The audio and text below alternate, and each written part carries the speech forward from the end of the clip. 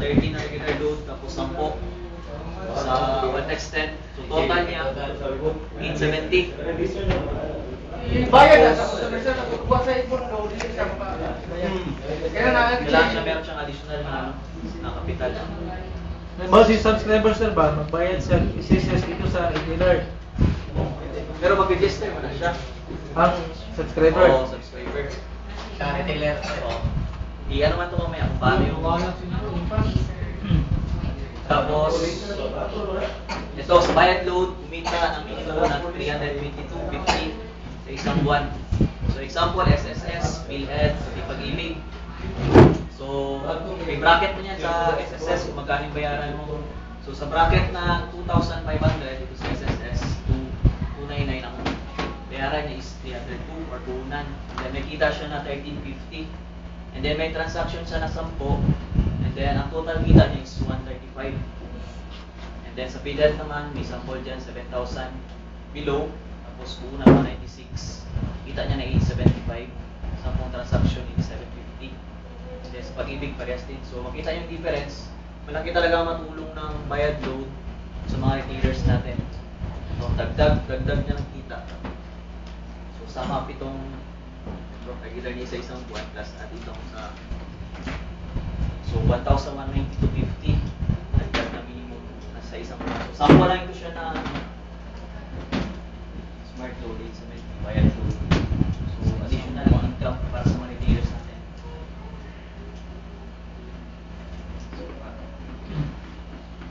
Yung mga SSS number na to sir, send pa to sir sa retailer. Sa buhay ngayon, lahat kailangang madali. Sa dami na ng mga innovations, hindi na gusto kong bagal-bagal dahil lahat ng bagay, high-tech na. Kung noon, nagkakasunog-sunog na sa pagluto, ngayon ay solve ka na sa electric stove. Dati, sa sunog dinadaan ang ligawan. Ngayon, ang ligawan, pa-text-text na lang. Kung dati, asthmatic ka na sa kakalinis, ngayon, tanggal ang kalat sa vacuum cleaner mo. Kaya naman sumasabay dapat tayo. High-tech na rin dapat tayo. From the leader in mobile, smart, talk and text, and Sun Cellular and their partners, comes a new innovation na siguradong magpapagaan sa ating buhay, Bayad Load. Ang Bayad Load service ay ang first and only service in the Philippines na dedicated sa pagbayad ng iba't ibang government services through text, anytime, anywhere. Tamang-tama ito sa newly passed kasambahay-no na nagre-require na magkaroon ng SSS, PhilHealth, at Pag-ibig ang ating mga kasambahay. At para high-tech na ang pagbayad nito, you can now force your payments through text with Bayad Load. Simple lang ang paggamit sa Bayad Load service. First step ay ang one-time registration. Just text Bayad Load to 3131 at hintayin ang registration instructions. Kapag nakuha na ito, i-text ang REG at iyong details sa 3131 and wait for confirmation. Para mag-register ng SSS, PhilHealth or Pag-ibig accounts, i-text lang ang ACCT space SSS, PHL or PIF space account number at isend sa 3131. Tandaan ang dollar codes na gagamitin sa pag-register. Matapos ito, makatatanggap ang user ng registration confirmation. Ngayong registered na ang user, pwede na sila magpa-load ng Bayad Load sa pinakamalapit na sari-sari store o sa main retailer. Siyempre, hindi pa huli ang ating mga retailers. Mabilis at madali lang yung pagbenta ng Bayad Load. To sell Bayad Load, ay i-text lang ang load, space mobile number of customer, space desired amount, at isend sa 3131. Makakatanggap ng confirmation ang retailer at customer kapag successful ang mag-transfer ng load. Ngayon may Bayad Load na si Suki, they can start paying their government payments. I-text lang OK, space billing code, space amount, to 3131. Pag-send, makakatanggap ng summary of transaction. Mag-reply lang ng yes dito at hintayin ang text confirmation. Ganyan kabilis ang pagbayad ng government payments through Bayad Load. Madali at sigurado mo lang ang pila-pila. At siyempre, hindi lang mga subscribers ang gagaan ng buhay. Sa pagbenta ng Bayad Load, makakakuha ka pa ng 5% na kita na sigurado makakatulong sa sales ng tindahan nyo. Happy na si Suki, dagdag kita pa. So start selling now. Para high-tech ka sa pagbigay ng ginawa sa kanila, sigurado may kita ka pa. Smart, live more. So, naman yung mga flyers sigurahan sir, no? Makaronan. Sundugan na ito ba? Exist na balik ako sir, wala pa. July. July pa. July 1. July ka. Tuloy-tuloy ang sosyo sa smart Saya lagi man mabawas ka na, mabawas ka pa sila ng dako lagi na dyan.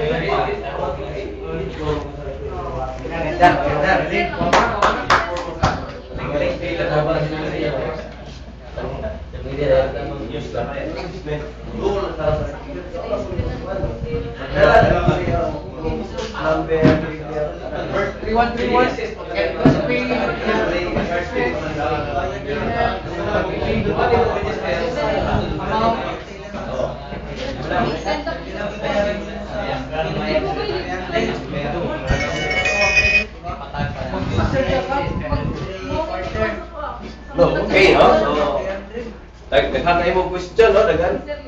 Kasambahay mo, kasambahay. So, situation, tuloy-tuloy ang negosyo. So, dagdag pa natin bago at sigurado kita. Ano yung sugod, Paul? Okay. So, ang idea, maging muna sa pinakabagong servisyo muna sa Smart. So, bayad load, di madali, mabilis, sigurado, okay?